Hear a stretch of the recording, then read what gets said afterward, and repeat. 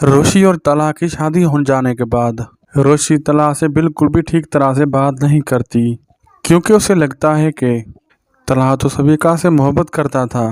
उसकी शादी मुझसे ज़बरदस्ती हो गई, लेकिन रोशी को यह नहीं पता तला और सबिका रिश्ता तो पहले ही बहुत ख़त्म हो चुका था।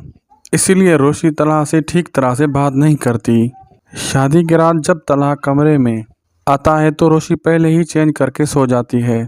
तला बेचारा बाहर लॉन में ही टल्ले खाता है। तभी आबिद साहब तला को देखते हैं। तभी वो तला के पास आकर उससे पूछते हैं कि तला, इस वक्त तो तुम्हें रोशी के पास होना चाहिए था, कि तुम यहाँ पर क्या कर रहे हो। जिस पर तला कहता है कि डैड, आप जाकर सो जाएं, मैं थोड़ी देर से बाद अपने रूम में चला जाऊंगा। आबिद साहब कहते हैं कि बेटा, कि तुम बहुत खुशकिस्मत हो कि तुम्हारी शादी रोशी से हुई, जो मोहित का भी बहुत ख्याल रखती है और मेरा भी।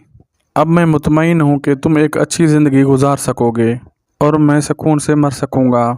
जैसे ही आबिद साहब ये कहते हैं, तला फ़ौरन अपने डैड को रोकता है और कहता है कि डैड, आप ऐसी बातें मत करें, मैं आपको खोना अफोर्ड नहीं कर सकता। तो आबिद साहब आगे से हंस पड़ते हैं और कहते हैं कि अच्छा ठीक है, जाओ, अब रोशी तुम्हारा इंतज़ार कर रही है। तला जब रूम में आता है तो रोशी पहले ही सो चुकी थी।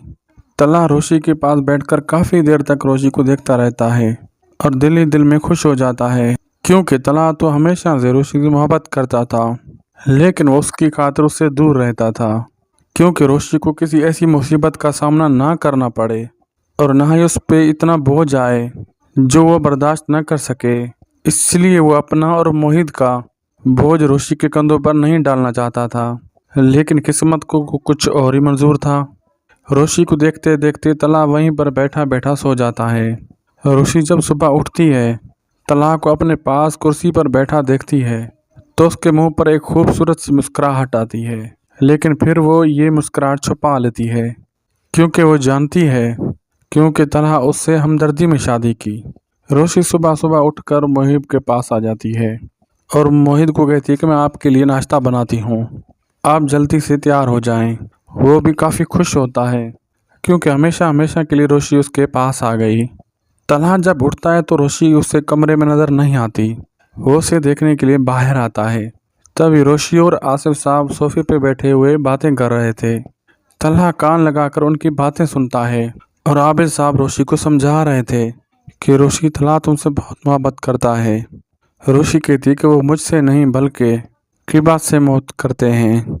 तो आबिद साहब रोशी को सारा सच बता देते हैं और कहते हैं कि सबिका एक निहायत गलत रहा था, जो सबिका को बहुत गलत गलती समझ आ गया। सबिका ने खुद ही मंगनी तोड़ दी है। जिस पर रोशी ये सुनकर हैरान हो जाती है और कहती है कि दूसरी दफ़ा। और आबिद साहब कहते हैं कि हाँ, उसने दूसरी दफ़ा भी मोहित की वजह से तला से अपना रिश्ता तोड़ दिया और अब तला की ज़िंदगी में सबिका कहीं भी नहीं और सिर्फ तुम हो, और मुझे उम्मीद है कि तुम उसका बहुत ख्याल रखोगी और वो भी तुमसे बहुत ही मोहब्बत करता है, लेकिन वो इजहार करने से डरता है, लेकिन तुम उसे थोड़ा वक्त दो। जिस पर रोशी मुस्कुरा देती है और कहती है कि जी अंकल, ये तो मैं कर सकती हूँ। और तला ये सारी बातें सुन लेता है और वो भी रोशी के प्यार में डूबता चला जाता है, क्योंकि रोशी वो वाहिद शख्स है जो तला और मोहित और उसके बाप से मोहब्बत करती है।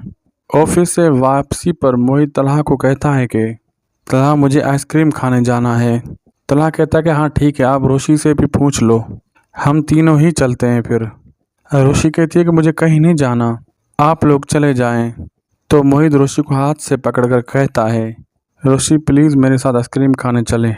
और वो ज़िद करने लगता है और रोशी को उस पर प्यार आ जाता है और कहती है कि ठीक है, मैं तुम्हारे साथ आइसक्रीम खाने चलती हूँ।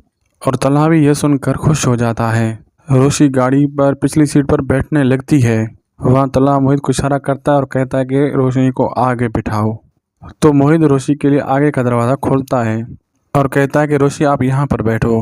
रोशी पहले तो कंफ्यूज हो जाती है, तो फिर मोहित के बार बार इसरार करने पर तला के साथ आगे बैठ जाती है और फिर वो तीनों आइसक्रीम खाने चले जाते हैं। तला दिल ही दिल में बहुत खुश है कि उसे आखिरकार अपनी मोहब्बत मिल ही गई।